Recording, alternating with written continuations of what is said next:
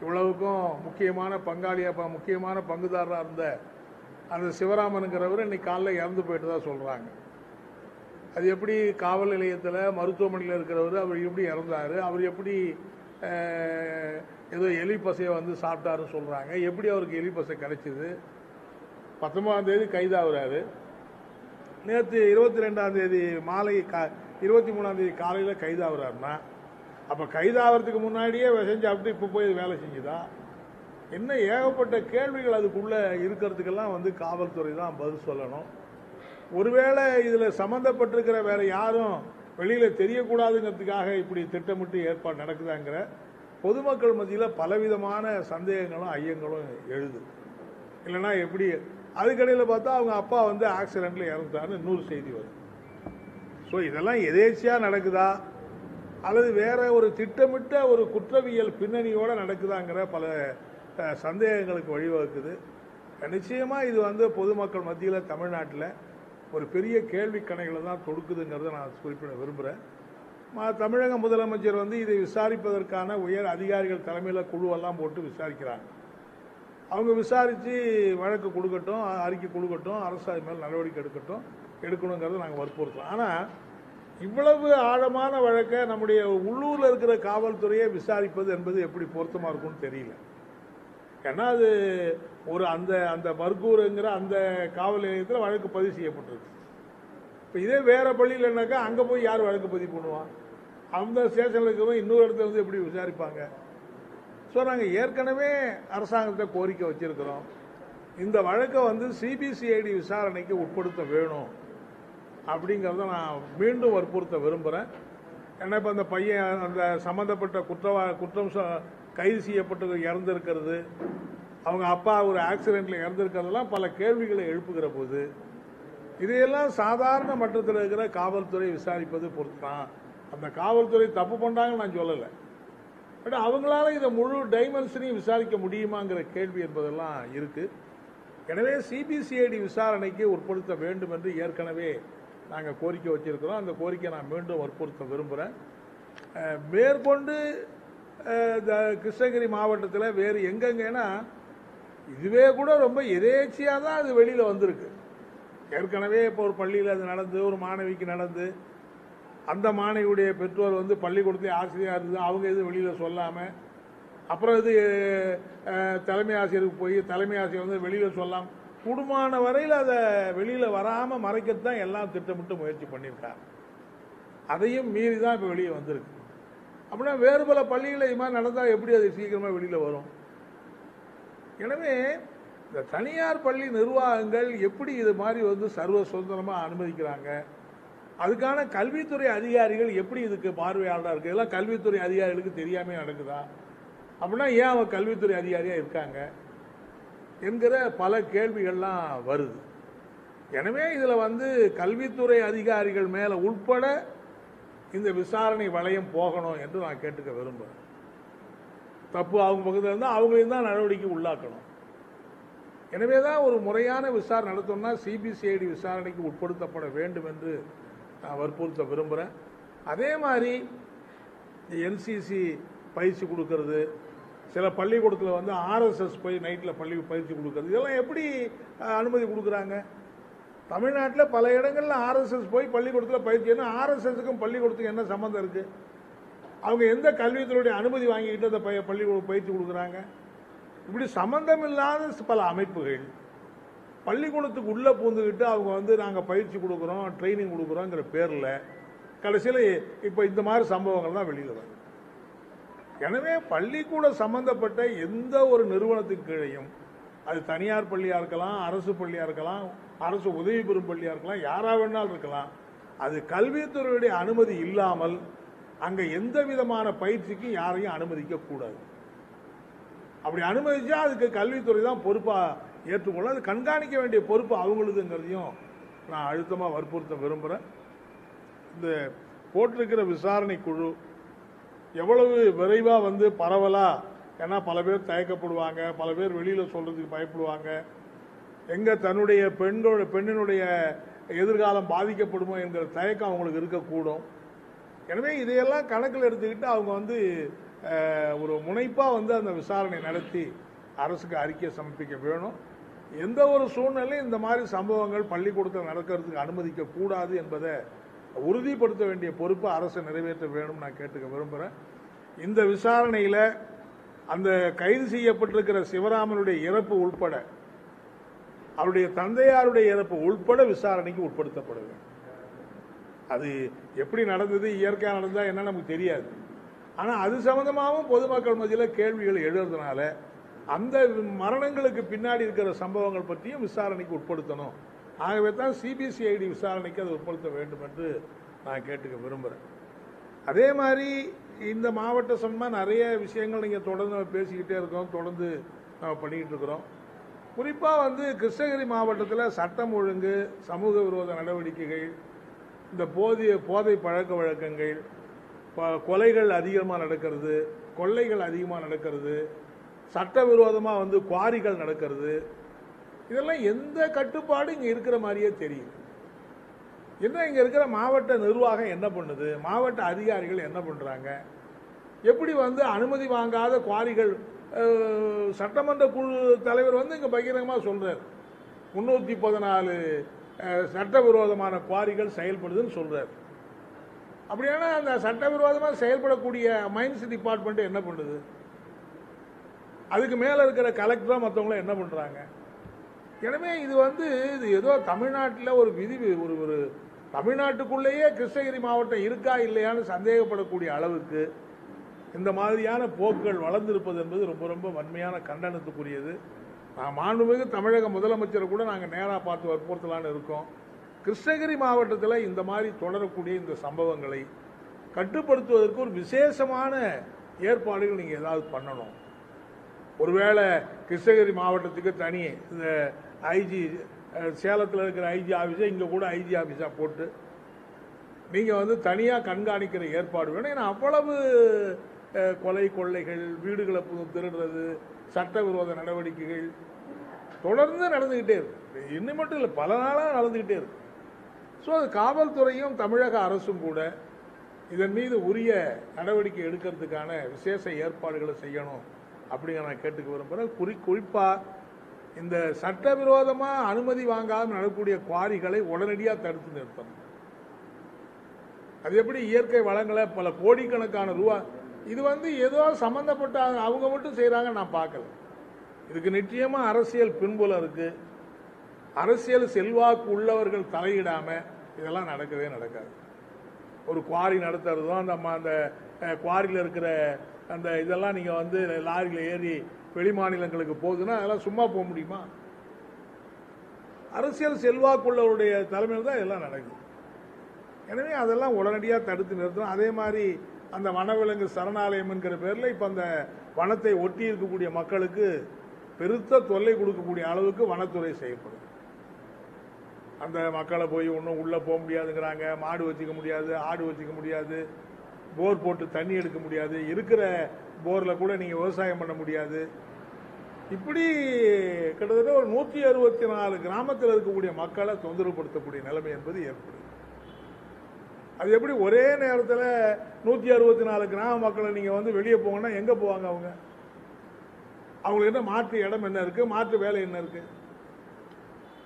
அடுத்து நீங்க பாத்தீங்கன்னா கிருஷ்ணகிரி மாவட்டத்தில் தொழில் வளர்ச்சிங்கிற பேர்ல ஏராளமான தொழிற்சாலைகள் வந்திருக்கு. அது இங்க இருக்கிற இயற்கையான சூழல் மற்றதெல்லாம் காரணமா இருக்கு. வெளிநாட்டு கம்பெனிகள் உட்பட ஏராளமான தொழிற்சாலைகள் வந்திருக்கு. இன்னைக்கு தமிழ்நாட்டிலேயே தொழில் வளர்ச்சி அடைஞ்ச பிரதேசமா இன்னைக்கு வந்து கிருஷ்ணகிரியும், தேங்கனிக்கோட்டை, ஓசூர் அந்த பிரதேசம் வளர்ந்துருக்கிறது நல்லது. ஆனா அங்க வேலை செய்யக்கூடிய தொழிலாளிகளுக்கான அடிப்படை உரிமைகள் பாதுகாக்கப்படுதாங்கிறது தான் கேள்வி. அங்க சங்கம் வைக்க முடியாது, சங்கம் வச்சா கோரிக்கை வைக்க முடியாது. குறைஞ்சபட்சமா நீங்க பாத்தீங்கன்னா 300-400 ரூபாய்க்கு அத்துக்கூலி ஆட்களை மாதிரி வச்சுட்டு வேலை வாங்கக்கூடிய அப்படிப்பட்ட நிலைமை என்பது இருக்கு. எனவே அந்த தொழில் வளர்ச்சி எவ்வளவுக்கு அவசியமோ அதே மாதிரி தொழில் துவங்குவதற்கு தொழிலாளருடைய நலன் பாதுகாக்கப்பட வேண்டியது ரொம்ப ரொம்ப அவசியம். அதையும் வலியுறுத்த வேண்டும் என்று நான் கேட்டுக்க விரும்புகிறேன். பொதுவாக அரசியல் ரீதியாக பார்க்குற போது விஜய் வந்து இப்போ கட்சி ஆரம்பித்து நேற்று கொடியெல்லாம் அறிவிச்சிருக்கிறாரு. மார்க்சிஸ்ட் கம்யூனிஸ்ட் கட்சியை பொறுத்த வரையில் பொதுவாகவே தமிழ்நாட்டில் யார் அரசியலுக்கு வந்தாலும் வரவேற்க வேண்டிய ஒன்று தான், அரசியலுக்கு வர்றது நல்லது தான். ஆனால் அந்த கட்சி என்ன நிலைப்பாடு எடுக்குதுங்கிறத பொறுத்து தான் பல்வேறு பிரச்சனைகளில் என்ன நிலைப்பாடு எடுக்க போகிறாங்கிறத பொறுத்து தான் அந்த கட்சியின்பால் எங்களுடைய அணுகுமுறையை நாங்கள் தீர்மானிப்போம். பொதுமக்களுடைய ஆதரவு எந்த அளவுக்கு இருக்க போகுதுங்கிறத பொறுத்து நம்ம தீர்மானிக்க வேண்டியிருக்கோம் அப்படிங்கிறது தான் அது சம்பந்தமாக நான் சொல்ல வேண்டியதுங்கிறத சொல்ல விரும்புகிறேன்.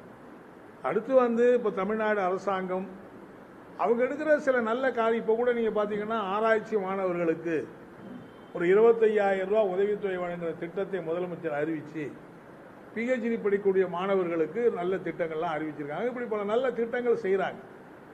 ஆனால் ஒரு நல்ல திட்டம் செய்கிற அதே நேரத்தில் இன்னொன்று இடைஞ்சல் பண்ணுற திட்டமும் ஏதாவது ஒன்று வந்துருக்கு.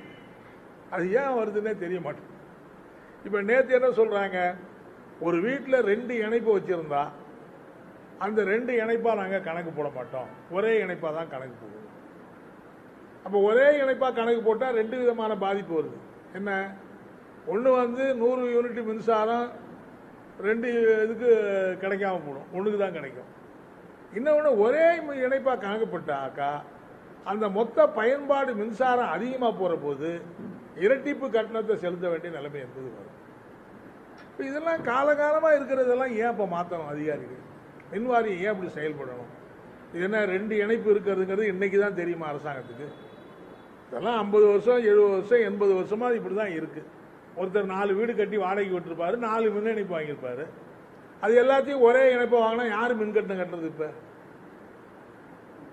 ஸோ இதெல்லாம் ஒரு ஒரு மக்களை தொந்தரவு பண்ணக்கூடிய, மக்களுக்கு இடையூறு செய்யக்கூடிய இப்படிப்பட்ட நிலைமையில் மின்சாரம். அதே மாதிரி இப்போ சிறு குறு அதிபர்கள் சில பேர் சோலார் மின் நிலையம் பயன்படுத்துகிறாங்க. அவங்க கடன் வாங்கி அவங்க சோலாரில் தேவைன்னா கூட அதுக்கு மின்சார கட்டணம் இவங்க போடுறாங்க, அதுக்கு கட்டணம் கட்டுன்னு போடுறாங்க, ஒரு யூனிட்டுக்கு இவ்வளோ கட்டு அப்படிங்கிறது. இது எதுக்கு அவங்களே உற்பத்தி பண்ணி அவங்களே பயன்படுத்துறது, எதுக்கு மின்சார வாரியத்துக்கு கட்டணம் போடணும்?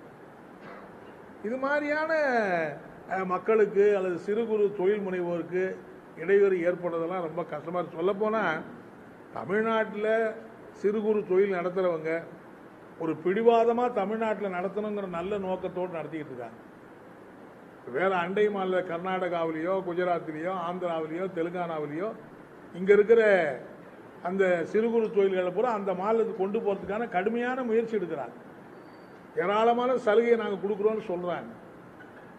அப்போ ஒருவேளை இங்கே இந்த மாதிரி மின்சார கட்டணம் உயருது, இந்த சோலாருக்கு கட்டணம் போடுறீங்க, நிலை கட்டணத்தை 1 மடத்துக்கு 3 மடங்கு பல மடங்கு உயர்த்துறீங்க. இதனால் இந்த தொழிற்சாலாம் வெளி மாநிலத்துக்கு போனால் யாருக்கு பாதிப்பு வரும்? எனவே இதையெல்லாம் தமிழக அரசு கவனத்தில் கொள்ள வேண்டும் என்று நான் கேட்டுக்க விரும்புகிறேன். இந்த மாதிரியான நடவடிக்கைகளை மார்க்சிஸ்ட் கம்யூனிஸ்ட் கட்சி ஏற்கல. நிச்சயமாக நாங்கள் அதுக்கான போராட்டங்களை நடத்திக்கிட்டு தான் இருக்கோங்கிறத நான் தெரிவிச்சுக்க விரும்புகிறேன். பள்ளி மாணவி பலாத்கார வழக்கு பார்த்தீங்கன்னா நேற்று அது எப்போ நடந்தது அப்படின்னு பார்த்தீங்கன்னா ஜனவரி மாதம் நடந்தது. இந்த நடந்தது ஒரு மாதம் நிகழ்வு. ஆனால் அந்த இந்த ஒரு கேஸ் ஃபைல் ஆகிறது ஜனவரி மாதம் வேறு ஒரு தனியார் பள்ளியில் வேறு ஒரு 14 வயது சிறுமியை இதே போல கேம்ப் என்ற பேரில் பலாத்காரமே செஞ்சிருக்கிறார் போக்சோல வழக்கு போட்டிருக்காங்க. அதே பள்ளியில் 13 மாணவிகள் சீனருக்கு உட்பட்டிருக்கிறாங்க, பலாத்காரம் செய்யப்படாங்க. ஸோ இதுமாரி ஒரே இந்த தொடர்ந்து அவர் உயிரோடு அவர் இறந்ததுக்கு அப்புறம் இந்த கேஸ்ல இதுக்கப்புறம் அவர் என்னென்ன பண்ணாருங்கிறது தெரியாமலே போறதுக்கான வாய்ப்பு முக்கியமா. ஏன்னா உயிரோடு இருக்கும்போது அதை மாற்றாருன்னு அதனாலதான் நான் சொன்னேன் அவருடைய மரணம் உட்பட நீங்க விசாரணைக்கு உட்படுத்தப்படணும். அதனால தான் சொன்னேன். இந்த மாதிரிலாம் பல இது இருக்கிறதுனால தான் அவருடைய மரணமே ஒரு சந்தேகத்துக்குரியதா இருக்கு. இயற்கையான மரணமா அல்லது அவராகவே தற்கொலை பண்ணிக்கிட்டாரா, வேற ஏதாவது வெளிக்காரணங்கள் இருக்கக்கூடுமோ, அல்லது சம்பந்தப்பட்டவர்களை பற்றிய விவரங்களை எல்லாம் அவர் சொல்லிடக்கூடாதுங்கிற உள்நோக்கமும் இருக்குமோங்கிற சந்தேகம் இருக்கிறதுனால தான் அவருடைய மரணம் உட்பட விசாரணை வளையத்துக்குள்ள கொண்டு வரணும் சொன்னா, அவருடைய தந்தையார் மரணத்தையும் கொண்டு வரணும் நான் சொன்னேன். அரசு பள்ளிகளிலும் போய் நான் இது செய்யறேன்னு சொல்லி சில அரசு பள்ளிகளையும் அவர் போயிருக்கிறார். அது சில முகாம்கள் நடத்திருக்கிறாங்க, தஞ்சை நடத்திருக்கிறார். இது போன்ற புகார்களும் வந்துட்டு இருக்கு. ஆனா அது ரிஜிஸ்டர் ஆகாததுக்கு முன்னாடி இந்த மாதிரி ஒரு சம்பவம் நடந்தது, பெரிய சந்தேகம் ஏற்படுது. அதுதான் நான் திரும்பவும் நீங்க அதுக்கான இது என்ன சொல்லுவாங்க? இல்ல அதாவது உண்மையிலேயே இந்த மாவட்டத்தில் இருக்கிற கல்வித்துறை அதிகாரிகள் தான் இதுக்கெல்லாம் முழு பொறுப்பாக ஏற்க வேணும். அந்த விசாரணை குழுவில் கேட்கும்போது இப்பதான் வந்திருக்கிறோம், அதுவே எங்களால் விசாரிக்க முடியாதுன்னு ஒரு பதில் சொன்னாங்க. இல்லை அது தப்பு. அது அதாவது வந்திருக்கலாம், கொஞ்சம் முன்ன ஆகலாம். பட் ஆனால் ஒரு பள்ளிக்கூடத்தில் எந்த விதமான அனுமதியும் பெறாமல் அரசு பள்ளியிலையோ தனியார் பள்ளியிலையோ ஒரு என்சிசி பயிற்சியை நாங்கள் நடக்கிறோன்னு இவங்க சொன்ன உடனே அந்த பள்ளி நிர்வாகம் எப்படி அனுமதி கொடுக்குது? அப்படியானா கல்வித்துறை அதில் என்ன செய்யுது? ஏன் கல்வித்துறைக்கு அது தெரியாதா? இல்லை தெரிஞ்சே நீங்கள் நடக்கணும்னு விட்டுட்டு இருக்கீங்களா? ஆகவே தான் கல்வித்துறை தான் இதுக்கெல்லாம் முழுசாக பொறுப்பேற்கணும்.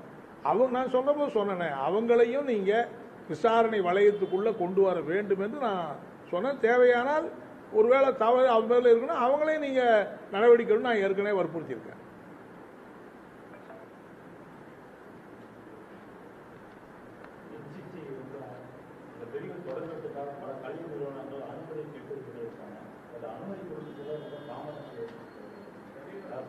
கிருஷ்ணகிரி மாவட்டத்தில் ஒரு 4 பள்ளி, ஒரு 2 கல்லூரிகள் தான்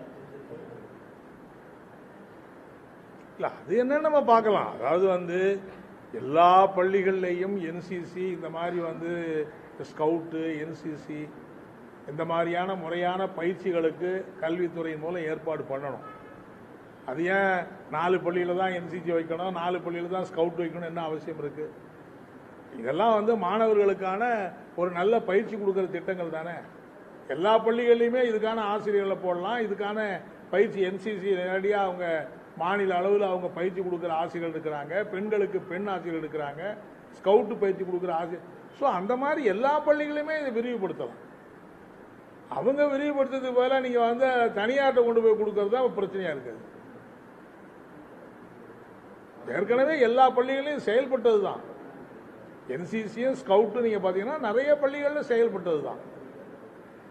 அதையே இவங்க குறைக்கணும். எல்லாம் அரசாங்கம் கல்விக்கு செலவை குறைக்கணும், அதை குறைக்கணும், இதை குறைக்கணும் சொல்லி இப்படி எல்லாத்தையும் தனியார்ட்ட விட்டவருடைய விளைவு தான் இது இப்படி வர்றது. கல்வியை போய் நீங்கள் தனியார்ட்ட விட்டால் இதுதான் நடக்குது. அதனுடைய விளைவு தான் இதெல்லாம். அரசாங்கம் தன்னுடைய பொறுப்பில் இதையெல்லாம் ஏற்றுக்கொண்டு நடத்துறத கடமையை தட்டி கழிக்கிறதுனால தான் இந்த மாதிரி நிர்வாக சீர்கேடுகள் பல குளறுபடிகளுக்கு பல பேர் எவ்வளவு பேர் இது மாதிரி பாதிக்கப்பட்டு வெளியில சொல்லாமே இருந்தாங்கன்னு யாருக்கு தெரியும்? எல்லாருமே வெளியில சொல்லிடுவாங்களா? அந்த பள்ளிக்கூடத்தில் இருக்கிற ஒரு ஆசிரியரே சொல்லாம தான் இருந்திருக்காங்க. அப்படின்னா எவ்வளவு பேர் வெளியில சொல்லாம இருப்பாங்க? அப்ப இந்த சீர்கேடுக்கெல்லாம் காரணமே இந்த மாதிரி கல்வித்துறையில தனியாரை அனுமதிப்பது என்பதுதான் அடிப்படையான காரணம். இல்லைன்னா என்சிசியை ஏன் எல்லா பள்ளிக்கூடத்திலையும் நீங்க வைக்கக்கூடாது? ஸ்கவுட்டை ஏன் எல்லா பள்ளியும் நடத்தக்கூடாது? இதெல்லாம் அரசாங்கம் தன்னுடைய கொள்கையை மறுபரிசீலனை பண்ணணும். தனியார்ட்ட எல்லாத்தையும் விடுறது, பள்ளிக்கூடம் நடத்திக்க, நீயே ஃபீஸ் வாங்கிக்க, நீயே வாத்தியாரை போட்டுக்க அப்படின்னா அப்புறம் இதுதான் நடக்கும். அவங்க பள்ளிக்கூடத்தில் லாபம் சம்பாதிக்கிறது என்ன வேணாலும் அவங்க செய்வாங்க. இது கிட்டத்தட்ட வியாபாரம் மாதிரி ஆயிடுச்சு இல்லை?